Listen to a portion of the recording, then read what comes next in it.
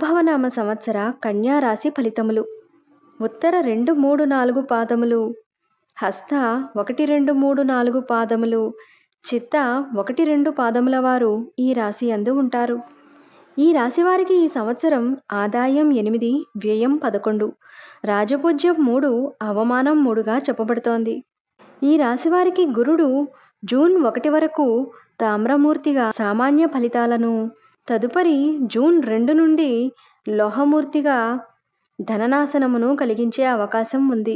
రాహుకేతువులు డిసెంబర్ 5వ తేదీ వరకు రజతమూర్తులుగా సౌభాగ్యకరమైన ఫలితాలను, తదుపరి జూన్ 6 నుండి రజతమూర్తులుగా శుభప్రదమైన ఫలితాలను ఇస్తారు.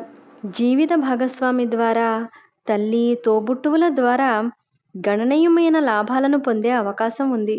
జీవితంలో మెరుగైన ఆనందాన్ని పొందుతారు. సామాజిక బంధాలను పెంచుకోవడం ద్వారా వీరి కోరికలు నెరవేరుతాయి. వ్యక్తిగతంగా ఎదుగుతారు.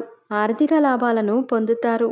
గురుడు లాభస్థానంలో ఉండడం వలన సుఖ సౌఖ్యాలను పొందుతారు. అధికార వృద్ధి, బాధ్యతాయుతమైన పదవులకు ఎంపిక అవుతారు. స్నేహితులతో సత్సంబంధాలను కలిగి అనుకూల వాతావరణాన్ని ఏర్పరచుకుంటారు. శారీరక ఆరోగ్యాన్ని మెరుగుపరుచుకుంటారు. కొంతవరకు సంతానంతో, సోదరులతో, వైవాహిక జీవితంలోనూ సమస్యలను ఎదుర్కొనే అవకాశం ఉంది. వైవాహిక బంధాలు స్థిరంగా ఉంటాయి.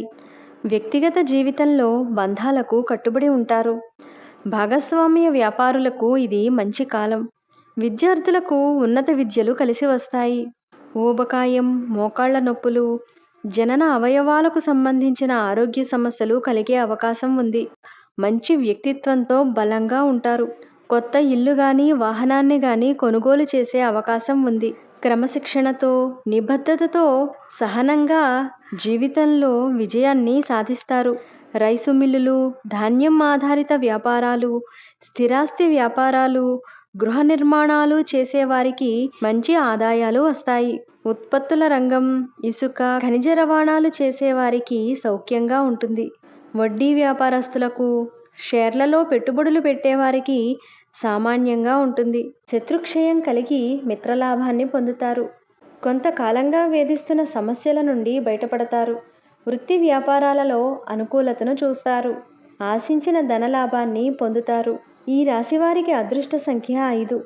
ఆది, బుధ, శుక్ర, శనివారాలతో కలిసి వచ్చే 5వ తారీఖు వీరికి మెరుగైన ఫలితాన్ని ఇస్తుంది.